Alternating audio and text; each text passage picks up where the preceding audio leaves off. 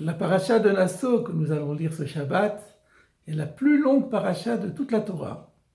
Et elle s'achève sur un chapitre extrêmement long qui est consacré à l'inauguration de l'autel, Chanoukat HaMizbeach, lors de l'inauguration du tabernacle dans le désert, passage d'ailleurs que nous lisons durant la fête de Hanouka. Et la Torah nous dit que chaque jour, il y a eu un prince d'une tribu, chaque jour une autre tribu, qui a offert une offrande en l'honneur de cette inauguration de l'autel, une offrande très nourrie, avec des ustensiles en argent, des ustensiles en or, remplis de farine, remplis d'encens, et toutes sortes d'animaux pour les sacrifices, holocauste, sacrifices expiatoires et sacrifices de paix. Et il est remarquable que les 12 princes ont offert exactement la même offrande.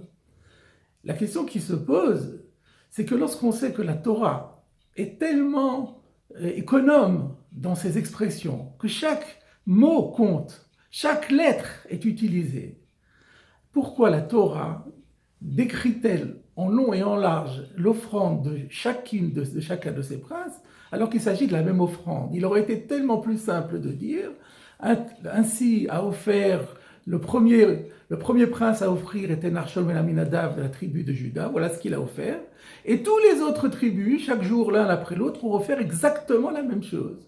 Au lieu de cela, on décrit en détail, toujours exactement la même chose. Le Ramban, Rabbi Moshe ben Nachman, dans son commentaire, soulève la question, et une des réponses qu'il propose, la principale, pourrait-on dire, qu'il propose est la suivante. C'est que, étonnamment, bien que tout le monde ait offert exactement la même chose, mais chaque prince de tribu avait une autre intention dans cette offrande. Il offrait exactement la même chose, le même poids d'argent, le même poids d'or, mais la symbolique qu'il y attachait était complètement différente. Et c'est la raison pour laquelle, nous dit-il, la Torah a considéré chaque offrande comme différente. Mais la question se pose, mais finalement, dans sa matérialité, dans sa formalité, les sacrifices restaient identiques. Donc pourquoi fallait-il s'étendre à ce point alors qu'on pouvait dire en une phrase? Le Rav Ruderman, qui soulève cette question, nous dit qu'il y a ici une leçon fondamentale, centrale du judaïsme, qui est que l'essence des choses réside dans leur intériorité et non pas dans leur extériorité. Les apparences, la formalité d'un acte, c'est une apparence, mais ce qui compte, c'est ce qui se trouve à l'intérieur. Et l'intériorité d'un acte, et notamment pour une offrande, c'est l'intention qu'on y met. Et à partir du moment où les intentions sont différentes, en vérité, l'offrande, elle est complètement différente. C'est comme quand on offre des fleurs à quelqu'un, c'est l'intention qu'on va mettre dans ces fleurs. Un bouquet de fleurs reçu par deux personnes différentes, peut être complètement différent. Et c'est une leçon qui est valable pour l'ensemble des commandements de Dieu.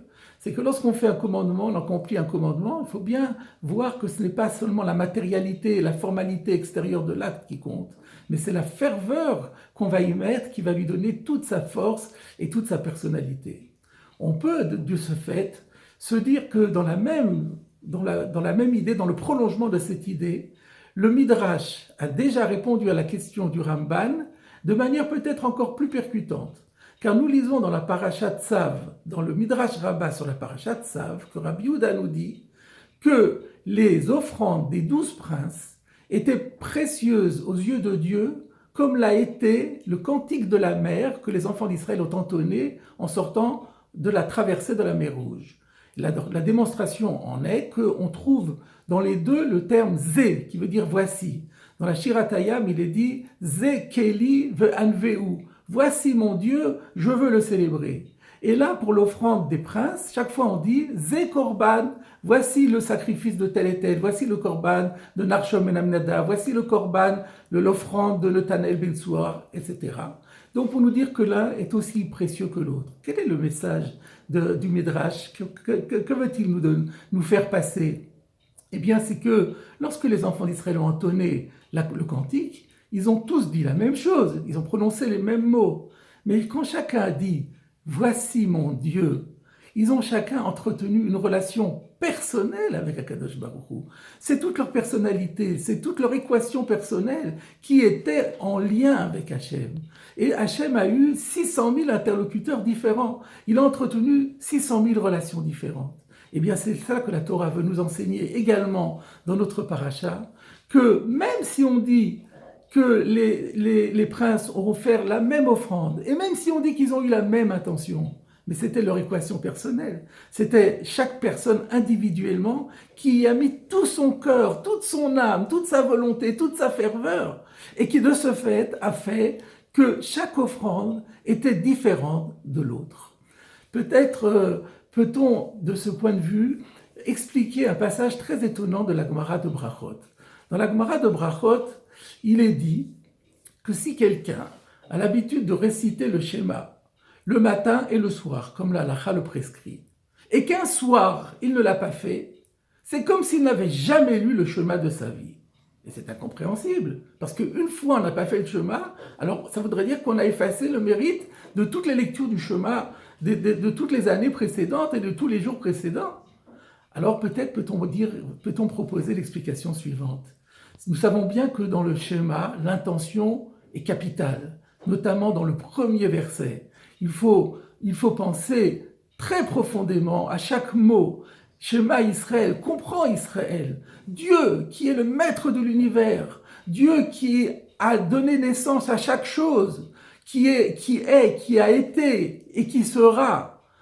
Eh bien, ce Dieu qui est le Tout-Puissant, le maître de toutes les forces et de la puissance en tant que tel, ce Dieu-là, il est un, c'est-à-dire qu'il est, non pas qu'il n'y en a pas deux comme lui, mais ça veut dire qu'il n'y a rien par lui. Il est en haut, dans le ciel, en bas, sur la terre, aux 4 points cardinaux, et toute l'existence à côté de lui n'a qu'une existence relative, alors qu'il a une existence absolue.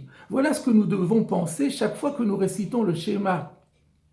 Et cela nous imprègne, et cela nous porte, une fois que nous avons récité le schéma. Ce que veut dire la Gemara dans Brachot, c'est que si un jour, un soir, le matin on a fait le schéma, le soir on ne l'a pas fait, l'impact de la lecture du schéma du matin s'est progressivement effacé. Et on ne l'a plus en tête. Bien sûr, on sait, si on nous parle de Dieu, bien sûr qu'on croit en Dieu, bien sûr qu'on sait qu'il est tout-puissant, que c'est lui qui nous gouverne.